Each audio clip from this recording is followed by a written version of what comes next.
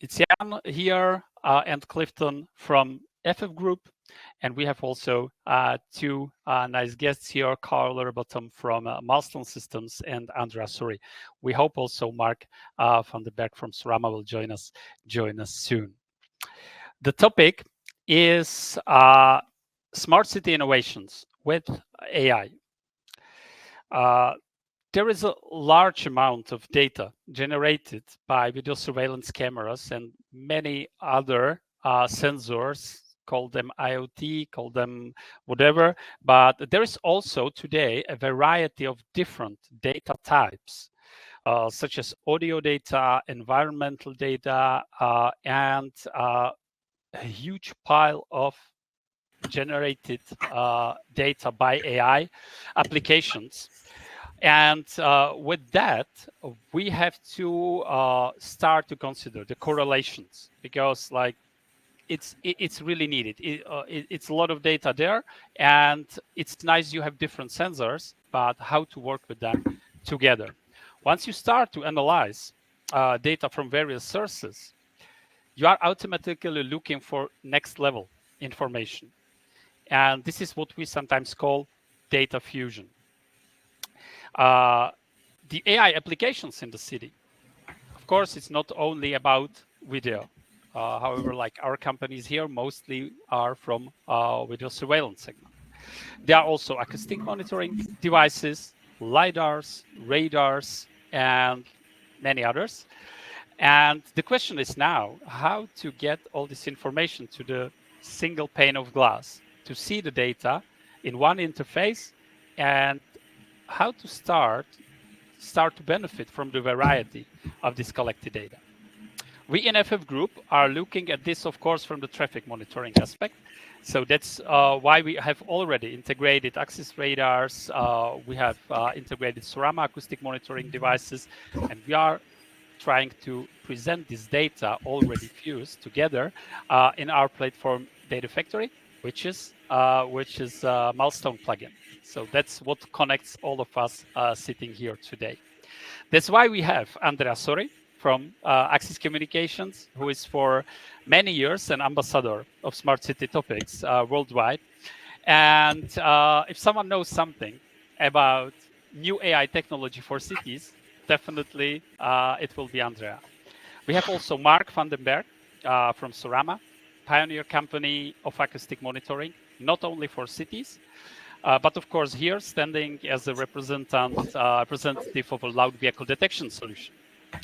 And we have Karl Rubottom from Milestone Systems, leading VMS provider, which is basically or is saying today going from video-driven to data-driven platform. And for us, Milestone Systems is the first VMS platform to basically adapt our FF Group Data Factory. This one of the systems which is trying to be this single pane of glass, one single interface, bringing all the various data to one system. Let's start with Karl. Karl, regarding the topic AI for smart city projects, what AI-based technologies do you see today as the most used? For AI technologies that are most used right now in smart cities. I mean, honestly, we're using a lot of the same things that we've been talking about for a while. License plate recognition becomes very popular. As we talked before in the previous session, color, make, and model is becoming very, very big and popular as well in smart cities. I work with a couple of very, very large customers who are pushing some stuff that is very unique, and they're still in the process of building some things. They're trying to go through and watch traffic patterns as well, even trying to get to the point of accident detection to let people know when things happen on the road. So we're seeing a large variety of things in the smart city space. The public area has been really exciting in the past year with AI. Mm-hmm. Is it all about, let's say, is it mostly about traffic, or are there also other important ones? Mark, do you see something, let's say, outside of traffic, or it's mostly traffic related? For us, it's quite broad actually. So our acoustic cameras, for the ones who are not familiar with it yet, it's basically areas of microphones that not only measure sound, but we can exactly very accurately pinpoint where sound is coming from, so we can localize and visualize sound sources. Obviously, traffic is a big part of sound and noise within a city, but we also see use cases, for example, bar and restaurant noise, truck noise, planes. So it's throughout the whole city, and more noise pollution is getting noticed by people. People are complaining towards the municipality, so it's more and more becoming an issue. And we combine like our technology. I see it as the ears of your city and as of your visual system. So we really add, like, it's about the sense of fusion that you were mentioning. Mm-hmm. Andrea, what you would add, because I know you are the main contact for many companies working in this area. So what else do we have in cities very often? I think the very most common case for us is still related to public safety. So using data for forensic search, searching for an object of interest. And this is probably the most deployed and in-use analytics. Definitely LPR is also the most mature, especially for me coming from Europe as well. And it's also, I see it also as an enabler for adding on other attributes, other data. What Mark touched upon is about environmental monitoring, which is an aspect that is, of course, a concern for all cities. And is where we see more emerging AI coming from startups, from universities, but also from companies that expand their offering, their portfolio toward weather monitoring, audio, as we hear now, to mitigate the sound pollution, air pollutions, and weather conditions that are part of course, our daily life. Mm-hmm. Is there anything you expect or you see it's just coming or will be coming in upcoming years? I mean, we all have experienced during the pandemic that how basically even in the analytics how the world has changed, and the demand for new analytics or old analytics, but working in new cases has risen rapidly. But is there something which is also growing? I don't know, maybe from the environmental, like weather monitoring or something, because we see the global changes, climate changes a lot. We have floods in Europe and so on. So is there anything more you see really growing into new segment? When it comes to AI, if the question was for me, yeah. When it comes to AI, I think where I see quick development is in dealing with data, because now we are producing a lot of data, and what we notice in cities is that a data analyst are a scarce resource, a precious resource, and not always available, and split among different projects.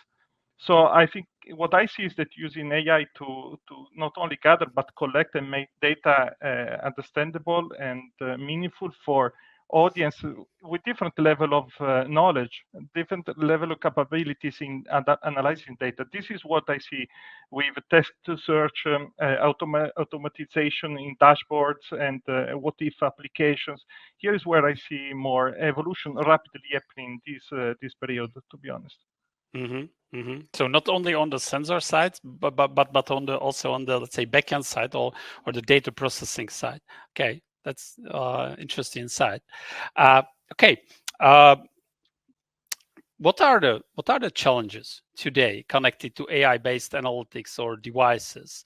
Mark, from the point of view of a, let's say, device manufacturer, because you do both the hardware side and also the software side. Is there anything new you have to face with the rise of AI? You are muted, Mark. I'm sorry. What I think for technology, like lots of municipalities and lots of cities are looking into new technologies to make it possible to solve their problems. Practically seen, there is often a lack of manpower and sometimes also knowledge available in the municipality. So it's not only about developing new features, developing new software, and developing new solutions. It's also about make them available for a city, easy to use, that they can easily interpret the data and get it working. Because if you only give them a smart sensor, it's not giving them a solution. So I think that's key to make it work and to scale it into a city. Mm-hmm. Karl, do you see the same situation in the US, or is it different somehow? There's a lot of challenges when you're looking at those smart cities. A lot of it honestly becomes things that are sort of outside of the world we normally live in. A lot of times it's connectivity problems. How do you get the camera back to the processing? That's where sometimes edge analytics versus the server's analytics can work in different situations as they kind of grow. But yeah, those can be some of the common challenges. Mm-hmm. Also, I haven't expected this answer, but yeah, I have to agree. Andrea, what about Europe and AI? Yeah, of course, here the topic related to all the ethical aspects is very popular, is high in the agenda. On the other hand, I like to mention the importance of the IT manager as the key enabler in the organizations to make use cases to happen. So it's all about orchestrating an architecture managed by IT manager who have to have the common practice, but also for different scenarios. And when we think about scaling AI from edge to core, to edge to cloud, if you wish, as we mentioned in the previous session, I like to think really the challenges of deploying AI in scale across several locations to collect the data from the different realities. And I think this is a challenge because IoT sensors, they might have their own operating systems, which means from an IT manager to handle different sensors with different operating systems, with different configuration tools, with different maintenance tools. So very practically, I'm thinking about the next step is to make a scale system manageable in a better way, in a more scalable way, in order to enable broader deployment. And I think with license plate recognition, we have a solid range of examples where cameras are deployed in dispersed locations, and they have to be up and running always. Mm-hmm. Yeah, I've got a question. Do we see generally at intersections? We're speaking about license plate recognition at the moment, but if we take a look at an intersection where we live most of the time, do we see a correlation between pedestrians as well as traffic, and that data being correlated and it being used in cities at the moment? I'd open that question to anyone. Andrea and Karl, you'd probably be the better guys to answer that, because Karl is he's taking all the data and putting it together and getting all those alerts and logs. But I would say either of you, because I think that's quite an important question that we've been asking ourselves for quite some time. Yeah, if I may, I see this happening in some advanced and modern installations, where it's an intersection itself. It's also an intersection of stakeholders, where different stakeholders who want to leverage as much as possible on the available sensors to collect the data for their own sake. And again, the question is how to scale, how to make a smart intersection available for all cities and be actual in all different scenarios where the technology can be deployed. Using that technology to help find information is kind of one of the golden things we're looking for in this industry. I mean, we kind of live in this strange world where we collect, a lot of data. Many times video is the largest data set in your organization, and it goes about 95% unused. If no one looks at it, just sort of, gets away, gets purged off. And, a lot of these smart city initiatives being able to go through and do analytics on intersections is doing something with that data. So from the video side, I get really excited that we're doing something with the data and not just deleting it. And it's actually helping drive public safety and actually helping drive some changes that are meaningful for the people in the world.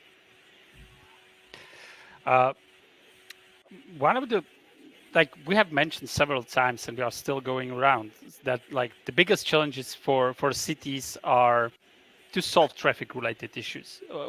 If you speak about basically car-related, parking is the biggest topic for any city you speak with in the Europe, at least. I mean, there were even some researches, and it's like top leading topic. But there are other topics growing, and I mean, what I would like to ask Mark, what about this air and noise pollution? What four options we have here to solve? Because it's like, I don't know. Explain to the listeners how you are approaching this topic.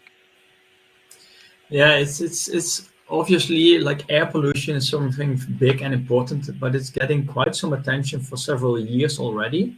While noise pollution is something which turns out to be just as harmful as air pollution. It's causing stress, it's causing sleepless nights, it's causing annoyance, it's causing dangerous situations. So we are really happy to see that since a couple of years, it's getting more and more attention from municipalities all over the world. And for the last 2 or 3 years, most of the cities have been struggling. Okay, we know it's there, we get complaints, but we have no data at all to take action accordingly. So that's where it all starts, a lack of data. So you cannot handle accordingly. So we have been working all together on a solution to detect really where is noise coming from, how much issue is there. So the ultimate goal is to be able to take action to the ones who are causing the problem. But the first step is already providing the data, which gives you the insights to take action in general. Mm-hmm. Karl, do you see demand for this information, for this data in the US?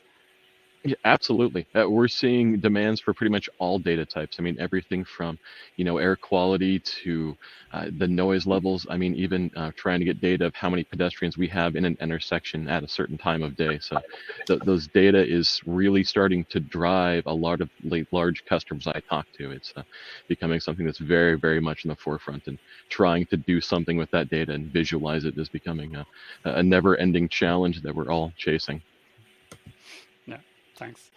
Andrea, are there any platforms available already which are focused on to collect, correlate, and interpret various data types from various sensors which already are available? Are they, I don't know, local? Are they cloud-based? Is there already anything on the market? Because like we live in our ANPR world, we have our own platform, but also connecting only 3, 4, 5 types of data. But is there anything, let's say, universal cities or municipalities can use? Try to make a short question. I think, first of all, part of this job can be done by Milestone already. With the plugins and with the capabilities of getting data from external sources and putting together in flexible dashboards. But in general, I see that different cities, based also on their dimension, they have different tactics. So some are leveraging on local universities to develop their own dashboards. Some, depending on their digital transformation process, wants to have their own platforms, and they love open standards. In some other cases, in another part of the world, they like to go for a big consultancy firm that provide their own application platform. So I think we have a different level of offering based also on different geography and different dimension of cities. I don't think the problem is there. I think the platform and the technology and the flexibility of picking the platform and the technology is really available now. It's more maybe understand who is in charge of taking that responsibility within the city. Yeah, that's what we are facing all the time, right, Clifton? Yeah, and the other side of it is you can look at data from different angles depending on how you want it to look. So that's also super important as to how these data analysts are actually bringing all this together and making it presentable, I would say. Yeah. We are basically almost at the end. So let's look into the future and let's look to the again back basically to the trends and how it will evolve. What I have heard from you, the technology is already there, so we don't have the problem to have smart, modern, accurate sensors. So data is there. The biggest issue right now, what I'm hearing from you, is to help the cities, or to find the right people in the cities, or the cities have to decide and create some positions, bring some people to really act. I also remember police guys are very often saying, when we come back to LPR, what can we do with these 8,000 of hits, like wanted cars detected every day? I mean, we are able to process 50. So they are overflown with the data, and they still need to filter only the most important ones. So what I'm hearing is we need. It's not about cloud, about the platform, about the sensors, but it's something needs to happen. Something needs to move forward on the customer side, or maybe our integrators, our partners can help with us. So where, if you can summarize, like where is the capacity, or what we are looking for, what needs to change, or where to invest if you will be in the position of a city or end customer? What if you can advise, act as a consultant right now? I don't know, like who wants to start? Andrea, you can go. Mark, you can go. Whatever. Yeah, I was wondering too, who is the question indeed. So I will kick off. So one of the challenges that I believe, and what would really speed up the whole process in development for municipalities, is that what you are saying is correct. Sensors are there, technology is available, and we find our ways to work together to get data fusion. What we often see is that municipalities are looking into, for them, new things. And then they all want to start, with all the respect, with a proof of concept of a small pilot or whatsoever, while we have already been proving that it works in several locations. So why again invest a lot of time in trying and finding it out again, while we can step up processes real much faster? Because if it works at your neighbors and their neighbors, it will most likely also work at your place. So it's also, if you really want to take action, then it's also a call to action to take action, actually. Very good point. Yeah, so from my point of view, building on what Mark's saying, I mean, very much my advice to those municipalities and cities would be to do it, honestly. I mean, a lot of times they kind of get in this moment where they're trying to run a POC and trying to, figure out the next step. I mean, a lot of times, honestly, the next step is to just take that step. Devote the resources, actually hire someone to help and do this. A lot of times these projects end up on the back burner. It's someone's great idea and it gets started, and then it kind of trails off. So yeah, my real advice to them would be just actually take the first step, put some money into an individual that's going to spearhead this project, and don't try to just repurpose someone that already has 3 hats on. Then maybe my advice is more basic, like first of all, think about your roadmap of solutions. So listen your citizens, what you want to solve, what you want to address, and design your roadmap for the next 5-6 years, if you can. So having a little bit of medium-term objectives, and try to do more with what you have now.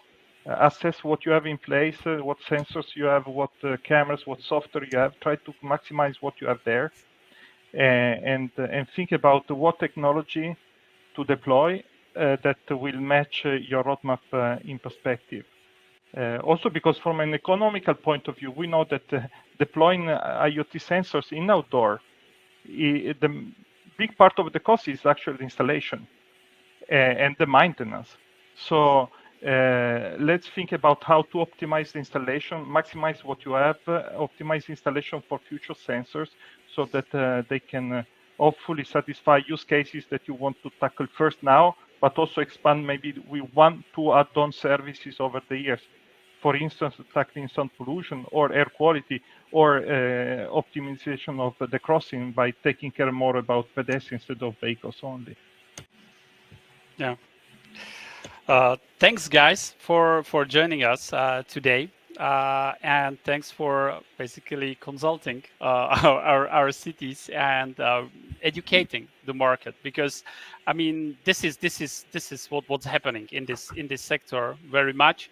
It's about sharing the information and educating the market. So many thanks for joining us.